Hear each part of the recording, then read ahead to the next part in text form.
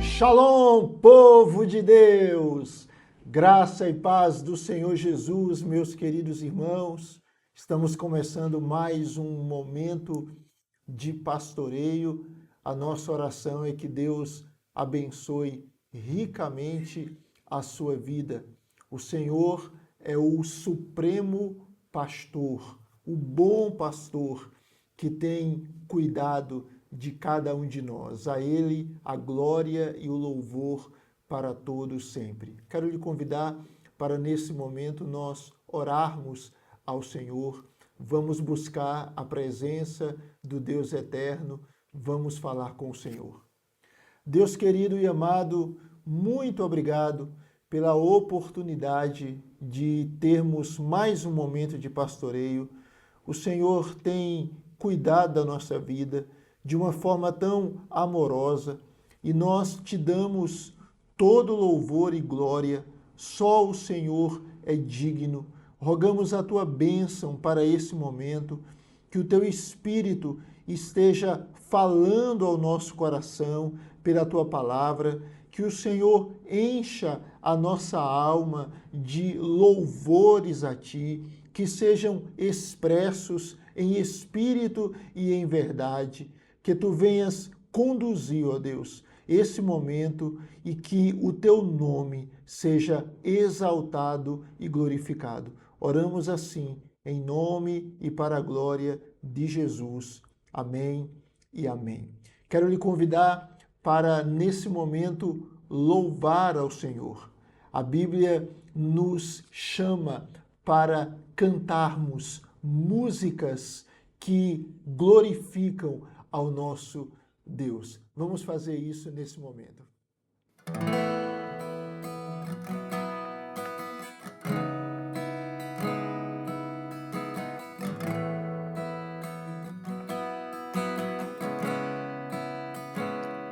Maior amor que o mundo já provou, sofreu, morreu, venceu a cruz pra me salvar.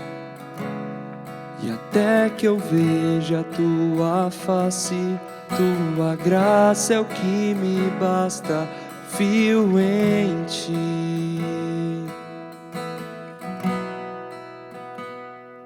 Viver eu quero para ver teu reino aqui. Meu coração anseia pelo teu agir. E até que eu veja a tua face, tua graça é o que me basta, confio em ti. Viverei para amar-te, viverei para te louvar, viverei prostrado aos teus pés.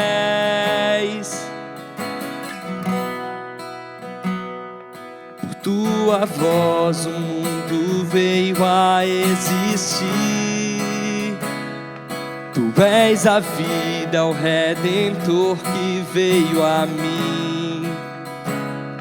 E até que eu veja a tua face, tua graça é o que me basta, confio em ti, em ti. Viverei para amar-te, viverei pra te louvar, viverei prostrado aos teus pés.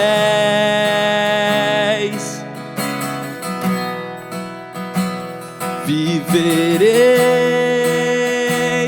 para amar-te, viverei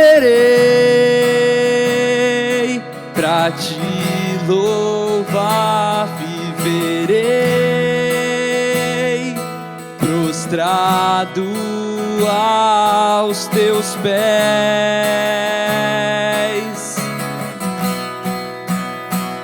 Tu és Deus, princípio e fim. Tu és Deus, precioso pra mim. Com meu coração proclamarei teu nome. Tu és Deus, princípio e fim. Tu és Deus, precioso pra mim. Com meu coração proclamarei teu nome.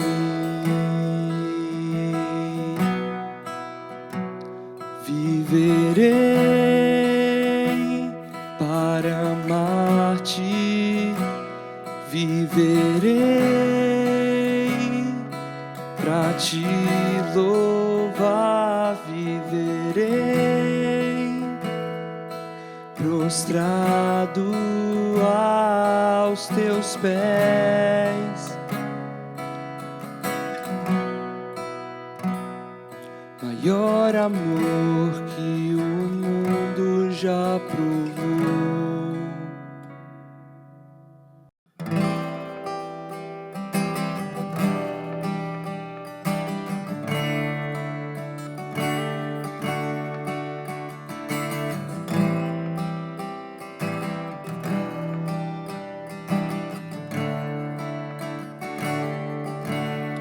Só em Jesus encontro paz, é minha luz, o meu cantar, a minha força nele está.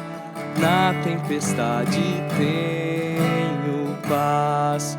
Que grande amor, que grande paz.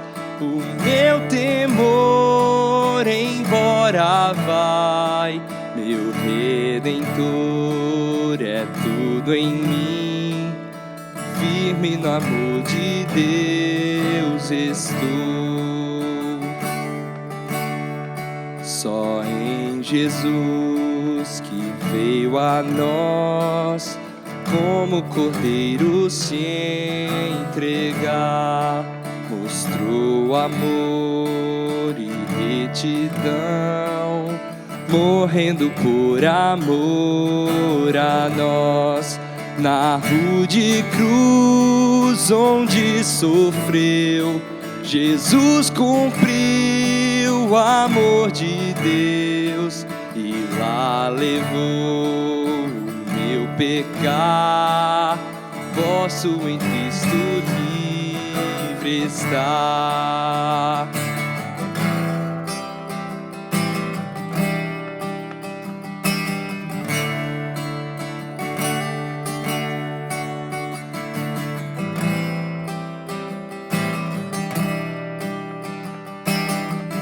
No túmulo seu corpo está. No túmulo seu corpo está. Todos pensavam acabou, até chegar o dia em que ele da morte ressurgiu e em vitória renasceu.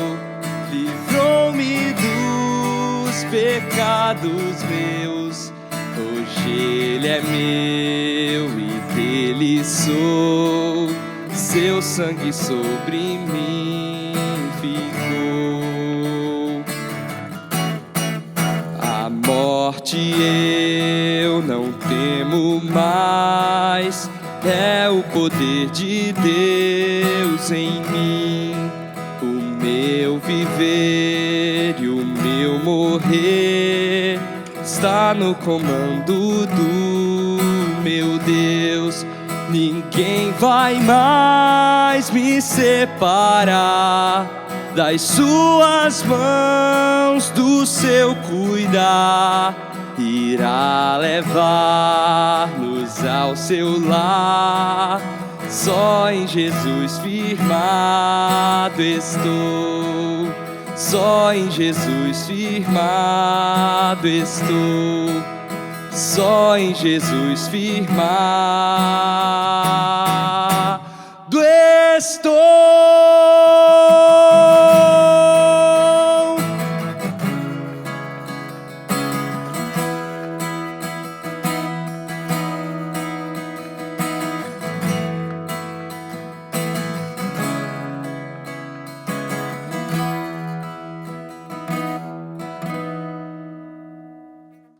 Meus amados irmãos, nós estamos meditando no segundo livro de Samuel. Hoje nós iremos conversar sobre o capítulo 14, segundo Samuel, capítulo 14. É muito interessante que a Escritura Sagrada, ela não esconde os erros e pecados dos filhos de Deus. Homens que nós reputamos e que a própria Bíblia os descreve como homens segundo o coração de Deus, mas que eram pecadores, que falhavam. Esses homens tinham limitações. E quando nós lemos histórias, vários relatos bíblicos, como essa história aqui, nós percebemos isso, que mesmo pessoas que são reputadas como gigantes espirituais falham. Porque, de fato, a Bíblia ela tem um protagonista. Ela tem o grande herói. E quem é esse protagonista e grande herói? É o próprio Jesus Cristo. Então, a Escritura Sagrada, ela revela de maneira muito clara a falha do ser humano e a necessidade que ele tem de um Salvador, de alguém que o resgate. Às vezes, algumas pessoas não conseguem lidar bem com isso. Elas, muitas vezes, são tomadas de um senso de culpa que as esmaga, de forma que elas acham que não há solução para a vida delas. Mas a Bíblia apresenta o contrário. A Escritura revela o Filho do Homem que veio buscar e salvar o perdido. Bem, o texto que nós vamos meditar nos apresenta um momento muito dramático na história do rei Davi. A família de Davi, ela estava derretendo diante dos seus olhos, né? Os pecados de Davi no passado estavam se refletindo aqui no presente. Por exemplo, Davi, ele não conseguiu diagnosticar a tristeza de Aminon, o seu filho. Ele não teve a perspicácia suficiente para evitar uma tragédia, né? Um estupro em que Aminon, de uma forma muito cruel, ele simplesmente violenta a sua irmã Tamar, ambos filhos de Davi. Então, Davi, ele foi cometendo erros, falhas. Ele não teve pulso suficiente para disciplinar o seu filho depois do ato incestuoso. Ele não teve compaixão suficiente para consolar a sua filha Tamar. Davi também, pensando aqui no contexto imediato dessa passagem, ele não conseguiu discernir o ódio que estava no coração de Absalão durante 2 anos, que levou Absalão a tramar a morte do seu irmão Aminon. Davi, então, ele comete uma série de falhas e esse texto aqui apresenta um relato em que Absalão, o filho de Davi, ele estava refugiado já há 3 anos. Então, observe. Davi tem um filho que violentou a sua irmã. Esse filho é assassinado pelo seu irmão. Veja que drama terrível essa história nos mostra. Uma família que estava fragmentada, quebrada. E esse texto nos apresenta a estratégia de Joabe, que era um comandante de Davi, que era inclusive da família de Davi. Há uma estratégia de Joabe para trazer Absalão, o filho de Davi, que estava exilado há 3 anos, para trazê-lo de volta à presença do rei. Então, quero convidar você para acompanhar essa leitura, 2 Samuel, capítulo 14, diz assim a palavra do Senhor. Percebendo, pois, Joabe, filho de Zeruia, que o coração do rei começava a inclinar-se para Absalão, mandou trazer de Tecoa uma mulher sábia e lhe disse: finge que estás profundamente triste, põe vestidos de luto, não te unjas com óleo e sê como mulher que há já muitos dias está de luto por algum morto. Apresenta-te ao rei e fala-lhe tais e tais palavras. E Joabe lhe pôs as palavras na boca.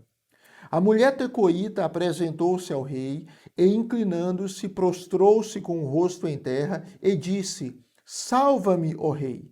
Perguntou-lhe o rei: que tens? Ela respondeu: sou mulher viúva, morreu meu marido, tinha a tua serva 2 filhos, os quais brigaram entre si no campo, e não houve quem os apartasse, um feriu ao outro e o matou.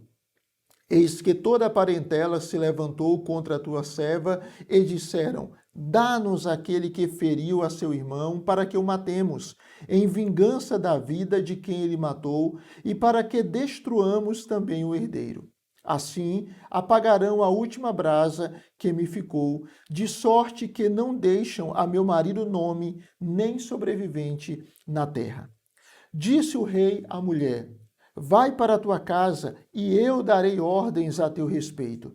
Disse a mulher tecoíta ao rei: a culpa, ó rei, meu senhor, caia sobre mim e sobre a casa de meu pai. O rei, porém, e o seu trono sejam inocentes. Disse o rei: quem falar contra ti, traze-mo a mim, e nunca mais te tocará. Disse ela: ora, lembra-te, ó rei, do Senhor teu Deus, para que os vingadores do sangue não se multipliquem a matar e exterminem meu filho.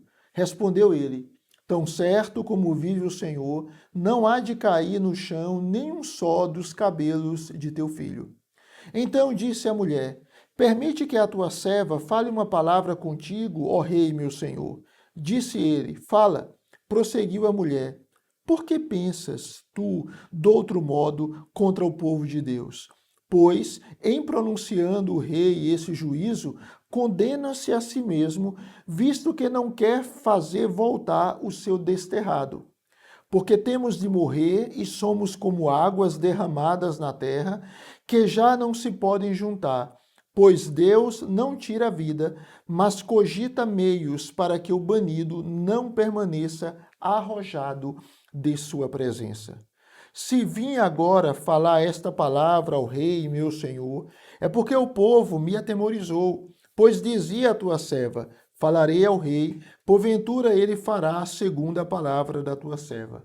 Porque o rei atenderá para livrar a tua serva ou a sua serva da mão do homem que intenta destruir tanto a mim como a meu filho da herança de Deus. Dizia mais a tua serva: seja agora a palavra do rei, meu senhor, para minha tranquilidade, porque como anjo de Deus, assim é o rei, meu senhor, para discernir entre o bem e o mal. O Senhor teu Deus será contigo. Então respondeu o rei e disse à mulher: peço-te que não me encubras o que eu te perguntar. Respondeu a mulher: pois fale o rei, meu senhor. Disse o rei: não é certo que a mão de Joabe anda contigo em tudo isto? Respondeu ela: tão certo como vive a tua alma, ó rei, meu senhor, ninguém se poderá desviar nem para a direita, nem para a esquerda, de tudo quanto o rei, meu senhor, tem dito, porque Joabe, teu servo, é quem me deu ordem, e foi ele quem ditou à tua serva todas estas palavras. Para mudar o aspecto deste caso, foi que o teu servo Joabe fez isto. Porém, sábio é meu senhor, segundo a sabedoria de um anjo de Deus, para entender tudo o que se passa na terra. Então o rei disse a Joabe: atendi ao teu pedido, vai, pois, e traze o jovem Absalão. Inclinando-se Joabe, prostrou-se em terra, abençoou o rei e disse: hoje reconheço que achei mercê diante de ti, ó rei, meu senhor, porque o rei fez segundo a palavra do seu servo. Levantou-se Joabe, foi a Jesú e trouxe Absalão a Jerusalém. Disse o rei: torne para sua casa e não veja a minha face.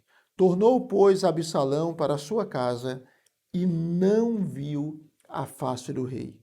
Não havia, porém, em todo Israel homem tão celebrado por sua beleza como Absalão. Da planta do pé ao alto da cabeça, não havia nele defeito algum. Quando cortava o cabelo, e isto se fazia no fim de cada ano, porquanto muito lhe pesava, seu peso era de 200 siclos, segundo o peso real. Também nasceram a Absalão 3 filhos e uma filha, cujo nome era Tamar. Esta era mulher formosa à vista. Tendo ficado Absalão 2 anos em Jerusalém, e sem ver a face do rei, mandou ele chamar a Joabe para o enviar ao rei, porém ele não quis vir. Mandou chamá-lo segunda vez, mas ainda não quis ele vir. Então disse aos seus servos: vede ali o pedaço de campo de Joabe pegado ao meu, e tem cevada nele, ide e metei-lhe fogo. E os servos de Absalão meteram fogo nesse pedaço de campo. Então Joabe se levantou e foi à casa de Absalão e lhe disse: por que meteram fogo os teus servos no pedaço de campo que é meu? Respondeu Absalão a Joabe: mandei chamar-te, dizendo: vem cá, para que te envie ao rei a dizer-lhe: para que vim de Jesú? Melhor me fora estar ainda lá. Agora, pois, quero ver a face do rei. Se há em mim alguma culpa, que me mate. Então Joabe foi ao rei e lhe disse. Chamou o rei a Absalão, e este se lhe apresentou, e inclinou-se sobre o rosto em terra diante do rei. O rei beijou a Absalão. Esse texto aqui nos mostra um drama familiar. Relações que estavam quebradas. Como nós dissemos, Absalão, diante do assassinato premeditado do seu irmão Amnon, ele foge. E ele passa 3 anos exilado. Então, veja a situação. Davi tinha perdido um filho, Amnon. Anteriormente, ele já tinha perdido o filho que tinha nascido fruto do adultério dele com Batseba. E o seu outro filho, Absalão, estava exilado. Joabe, que era comandante de Davi, filho de Zeruia, que era irmã de Davi, ele percebe que o coração do rei começava a inclinar-se para Absalão. E qual foi a atitude dele concernente a isso?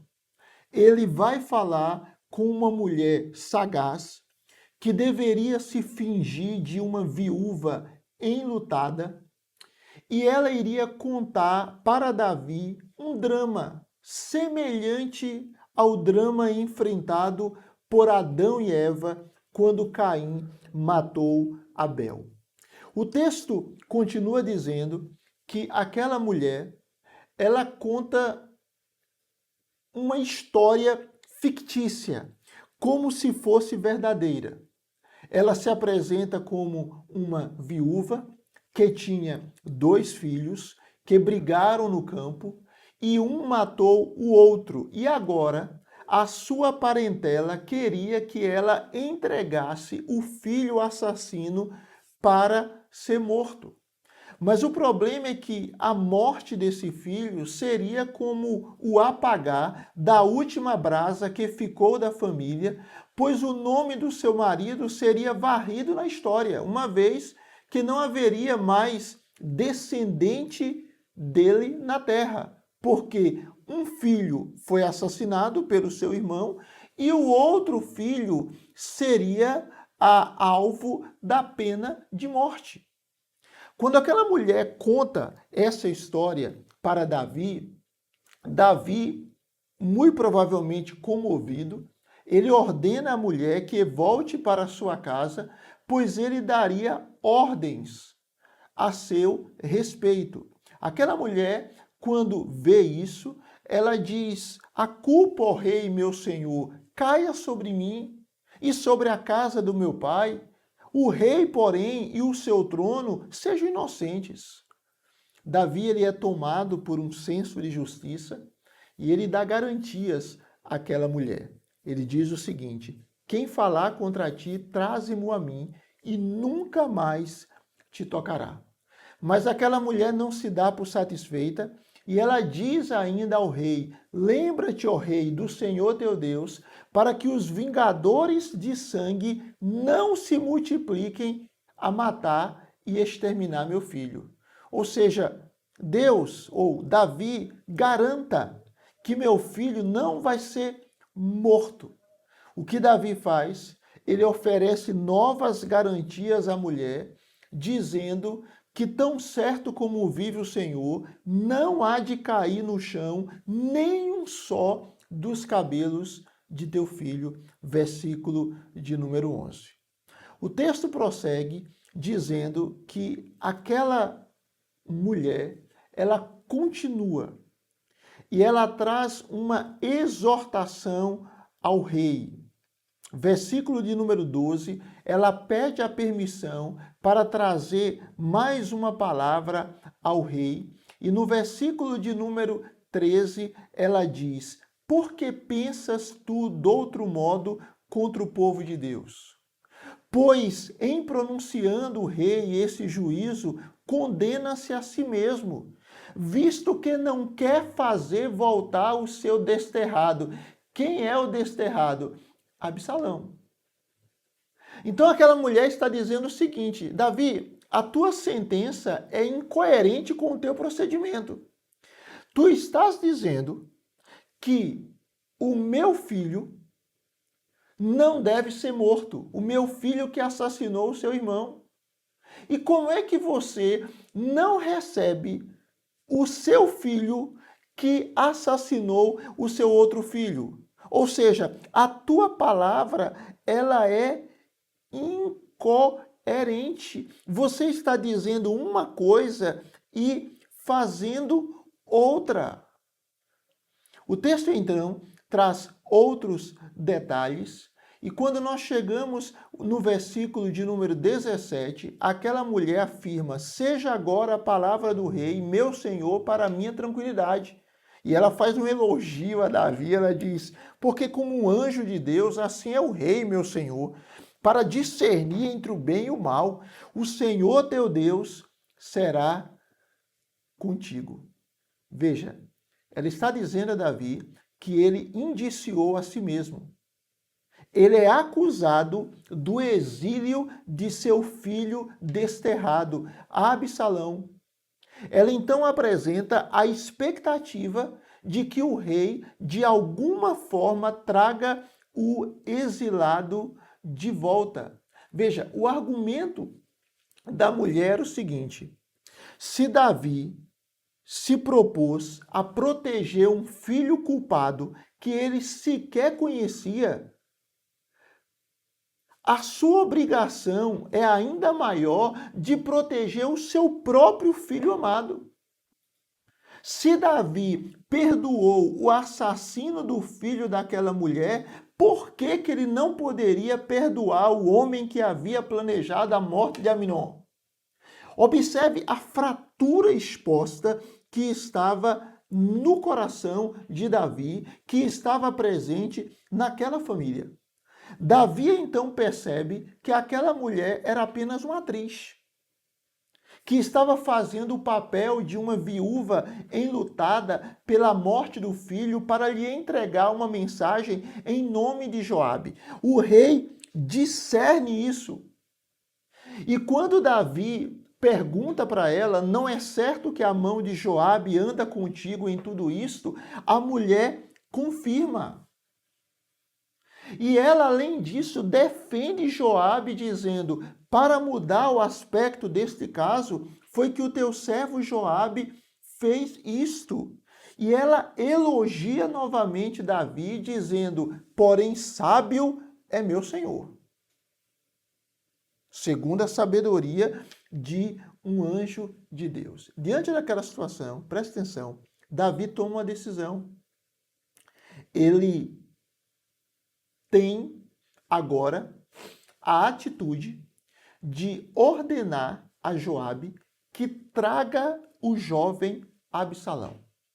Joabe inclina-se diante de Davi, abençoa-o, declara, hoje reconheço que achei mercê diante de ti, ó rei, meu senhor, porque o rei fez segundo a palavra do teu servo. Há um comentarista chamado Warren Wisby que ele diz que uma das preocupações de Joabe era que Israel tivesse um príncipe pronto para reinar, caso alguma coisa acontecesse a Davi, que a essa altura já estava com quase 60 anos de idade. Então, a preocupação de Joabe era que Davi tivesse um sucessor. Observe, o texto vai mostrar então que Joabe vai a Jesur, uma cidade que estava a cerca de 130 quilômetros distante de Jerusalém, e ele traz Absalão para a capital de Israel. Mas perceba, qual é a atitude de Davi? Davi impõe ao filho fugitivo uma espécie de prisão domiciliar. Ele impede que Absalão entre no palácio para ver a sua face. Observe, irmãos. O coração de Davi estava machucado, mas Absalão era o seu filho. Ele nem trata o coração de Absalão. Ele nem disciplina Absalão. Ele não quer falar com Absalão. E aqui nós temos um problema gravíssimo. Quando corações de pais se fecham para os seus filhos por causa do pecado dos seus filhos.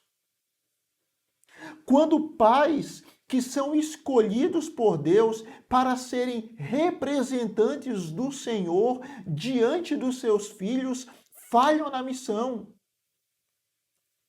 Meu querido, minha querida, a paternidade, a maternidade é uma bênção. É algo que traz privilégios, mas que traz responsabilidade. Davi, um homem de Deus, ele é omisso na execução das suas funções como pai, como líder espiritual da sua casa. E isso é um alerta muito grande. Às vezes existem pessoas que elas podem, diante da sociedade, diante da igreja, serem maravilhosas, mas são um fracasso na sua família. O pastor Hernandes, ele diz que nenhum sucesso compensa o fracasso na família. Nenhum sucesso compensa o fracasso na família. O homem, ele deve ser um sacerdote do lar. Ele deve entender que ele tem uma responsabilidade de conduzir o seu lar, de pastorear a sua casa na presença do Senhor. E às vezes alguns homens, eles simplesmente abrem mão disso. É a mulher que tem que orar com os filhos, é a mulher que tem que trazer os filhos para a igreja, é a mulher que tem que ensinar a Bíblia aos filhos, é a mulher que tem que disciplinar os filhos, e alguns desses homens acham que a função deles é simplesmente trabalhar e, entre aspas, trazer comida e suprimento para sua casa. Mas é muito mais do que isso. O homem, ele é chamado para refletir Deus no seu filho, para o seu filho e para a sua família. Davi, ele é incapaz de aceitar Absalão de volta à sua presença. Ele continua a mostrar seu desfavor. Absalão volta depois de 3 anos exilado. E o pecado de Absalão foi terrível, sim, mas que fosse tratado, que ele fosse disciplinado, mas não que ele fosse simplesmente desprezado. Irmãos, essa atitude de Davi, em vez de atenuar o problema, agravou. Em vez de levar Absalão ao arrependimento, o conduziu à revolta. Absalão o texto nos mostra, era um homem que tinha uma beleza singular. No aspecto físico, ele se destacava como o rei Saul. O seu cabelo era comparado ao cabelo de Sansão. Ele tinha uma cabeleira enorme. O cabelo dele provavelmente pesava aí, quem sabe, cerca de 2,3 quilos. Era um homem que tinha uma capacidade física, era um candidato ao trono, filho de Davi. E o ser humano tem essa tendência de julgar alguém com base na aparência externa. A gente vai ver lá na frente que Absalão fracassa a despeito de sua beleza. Ele comete pecados terríveis, ele se rebela contra o rei Davi. Ele tem relações íntimas com as concubinas de Davi diante de todo Israel. Ou seja, ele era belo fisicamente, mas o seu coração estava longe do Senhor. E o que é que o seu pai fez? O seu pai não o pastoreou. O texto nos mostra, lá no versículo 27, que Absalão teve 3 filhos e uma filha. E sabe qual era o nome da filha? O texto só mostra o nome da filha, Tamar, que era muito formosa à vista. Quem era Tamar? Tamar era um monumento vivo da dor incurável de Absalão. Era um lembrete permanente da indisposição que Absalão tinha de perdoar. Por quê? Porque Tamar era o nome da sua irmã que foi violentada. Ele tem uma filha e ele coloca o nome da filha, o nome da sua tia, que foi violentada pelo tio. Irmãos, que drama terrível! Absalão precisava ser pastoreado, precisava ser confrontado no seu pecado, precisava ser tratado o seu coração, precisava ser amado. Aquela frase muito famosa, odiar o pecado, mas amar o pecador. Odiar a iniquidade, mas acolher o pecador. Chega um momento, está lá Absalão, 2 anos em um exílio doméstico. Então já somam 5 anos sem contato com Davi. E diante disso, Absalão, ele tem uma atitude, porque Joabe nada mais faz para reatar o relacionamento de Davi com o filho. E Absalão, cansado desse confinamento, impedido de ver o pai, ele pede a Joabe duas vezes para enviá-lo ao rei, mas ele não é atendido. Irritado com a situação, o que ele faz? Ele manda incendiar o campo de Joabe. Isso desperta a atenção do comandante. Há esse contato de Absalão com Joabe. Joabe vai à casa do filho do rei, o questiona porque ele incendiou o pedaço de seu campo. E Absalão diz: era melhor eu ter ficado em Jesus do que ter vindo para Jerusalém e ser um exilado em minha própria terra, sem poder ver o meu pai. Nós temos aqui, irmãos, um filho que foi banido da presença do rei, e o rei era o seu pai. Absalão, então, no versículo de número 32, ele expressa o seguinte: eu quero ver a face do rei. Se há em mim alguma culpa, que me mate. Mas eu quero ver a face do rei, do meu pai. Absalão estava tomado ainda de um senso de justiça própria. A gente não vê no coração dele nenhum tipo de arrependimento e as suas atitudes posteriores comprovam isso. Mas ele chega a dizer: se o meu pai me julga culpado, eu estou pronto a morrer, mas não ficar exilado. Absalão sofria a indiferença do pai. Quantos filhos são filhos de pais ausentes? Pais que não cuidam devidamente, que não corrigem, que não acolhem, que são tomados por alguma mágoa, ou por algum ressentimento, ou por uma visão distorcida do que seja a paternidade, e eles abandonam os filhos. O capítulo chega ao final dizendo que Joabe atende o pedido de Absalão e vai falar ao rei. Davi chama Absalão ao palácio, este se apresenta, inclina-se sobre o rosto em terra diante do rei, e o rei beija Absalão, mas não lhe diz uma palavra. 5 anos que pai e filho não se veem. E quando se veem, eles não trocam qualquer palavra. Muitas dores, muitas mágoas, muitas lágrimas, mas não há reconciliação. A ferida estava aberta. Isso nos ensina que o tempo não cura mágoas. Às vezes algumas pessoas acham o seguinte: não, deixa, nada melhor que o tempo. Com o tempo tudo se resolve. Não resolve. Somente o perdão pode restaurar relacionamentos quebrados. Nós não vemos aqui nenhuma tentativa do rei de vencer o abismo com seu filho.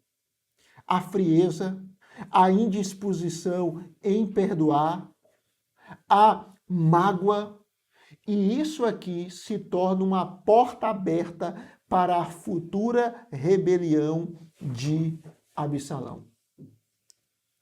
Eu queria caminhar para o final aqui. Veja bem, esse texto ele é uma passagem muito forte, que apresenta que mesmo homens de Deus podem falhar e podem fracassar na sua família. Esse texto é uma exortação para que o nosso coração olhe para o Pai Celestial, aquele que, sendo santo e conhecendo o nosso pecado, a nossa indignidade e podendo simplesmente nos desterrar e nos deixar banidos da sua presença para sempre por causa do nosso pecado. Deus não fez isso. Deus escolheu nos amar. Deus decidiu mandar o seu único filho, Jesus Cristo, descendente do rei Davi, chamado filho de Davi, para salvar o pecador. O texto nos apresenta um jovem que cometeu um pecado terrível, mas que não tinha acesso à presença do rei. Não tinha comunicação com o seu pai por causa do seu pecado. Não foi tratado, não foi curado, não foi perdoado. Mesmo Davi amando Absalão, e quando Absalão morre lá na frente, aquela dor terrível de Davi expressa. Mas Davi não tratou devidamente do coração do seu filho. Diferente do que Deus fez conosco. Nós somos indignos. Nós somos pecadores. Nós merecíamos o inferno. Merecíamos ser banidos da presença do Senhor para sempre. Mas Deus nos amou ao ponto de Cristo morrer por nós quando nós ainda éramos pecadores, como diz Romanos capítulo 5. O que eu quero trazer para você no momento final dessa mensagem é que Deus nos chama para vivermos em harmonia na nossa família, para não deixarmos as mágoas destruírem a nossa casa. Você, filho, filha, você, pai, mãe, irmão, irmã, tio, tia, primo, prima, avô, avó, não deixe a mágoa dominar o seu coração. Não deixe o ressentimento, a falta de perdão conquistar a sua alma. Se há pessoas na sua família ou fora da sua família que você precisa de reconciliação, busque reconciliação. Como Deus, que sendo nós pecadores, se reconciliou conosco. Às vezes algumas pessoas dizem, mas ele fez isso, ele fez aquilo, ele não merece, nenhum de nós merece. Mas Deus em Cristo Jesus nos oferece perdão e reconciliação. Absalão não podia chegar à presença do rei por causa do seu pecado. Mas eu e você podemos chegar na presença do Rei dos Reis, do Senhor dos Senhores, porque o filho de Davi, não Absalão, mas Jesus Cristo, morreu por nós, levou os nossos pecados na cruz, e em Cristo nós podemos ter livre acesso ao Rei. Nós podemos viver na presença do Rei. Quem é Deus? Deus é representado no pai do filho pródigo. Quem é o filho pródigo? Somos nós. Nós nos afastamos da casa do pai. Nós usamos os bens do pai para o pecado. Mas quando nós voltamos, o pai nos recebe como o pai da parábola. O pai nos abraça, o pai nos beija, o pai coloca sandálias nos seus pés dizendo que somos livres, o pai nos dá vestes limpas, o pai mata um novilho cevado e se alegra. Se você está longe de Deus, o Pai Celestial lhe convida a voltar para Ele, crendo que Ele é gracioso para lhe perdoar, para lhe dar um novo começo, para restaurar a sua vida e a sua história. Temos livre acesso ao Rei dos Reis, por meio de Jesus Cristo. Vamos orar? Senhor, obrigado pela tua palavra. Queremos te agradecer por essa oportunidade de meditar nela. E rogamos que tu apliques a tua palavra ao nosso coração. Ó Deus, que a mágoa, que o ressentimento, que a amargura não nos domine. Que possamos nos lembrar sempre do nosso Deus, aquele que nos perdoa, aquele que nos disciplina quando necessário, com um ato de amor, mas que não desiste de nós. Ó Deus, nós te agradecemos por isso. Se há pessoas magoadas, se há pessoas que estão sendo omissas nas suas funções familiares, se há pessoas com relacionamentos dentro da sua casa quebrados, que o Senhor traga reconciliação, perdão, cura em nome de Jesus. Abençoe a todos nós, abençoe a cada família, esteja agindo nos lares com salvação, com libertação, com transformação, com milagres que o Senhor sabe que os lares precisam. Abençoe as famílias, abençoe as nossas vidas, em nome de Jesus. Amém e amém. Vamos cantar mais um cântico ao Senhor, louvemos ao nome santo do Eterno.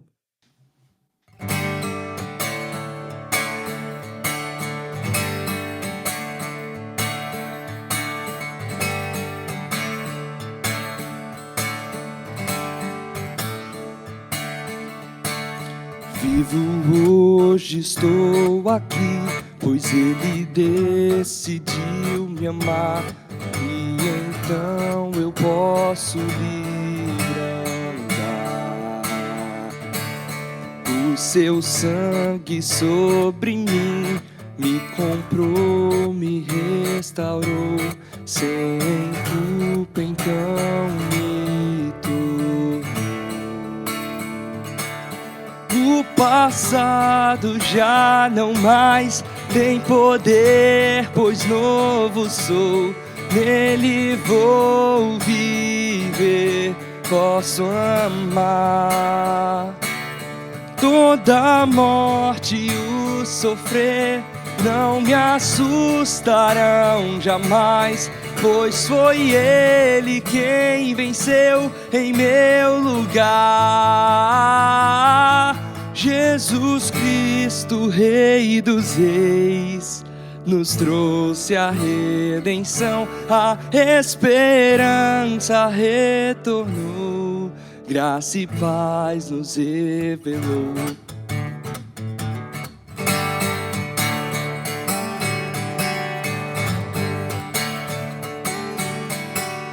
Vivo hoje, estou aqui, pois Ele decidiu me amar, e então eu posso livre andar. E o seu sangue sobre mim me comprou, me restaurou, sem culpa então me tornou.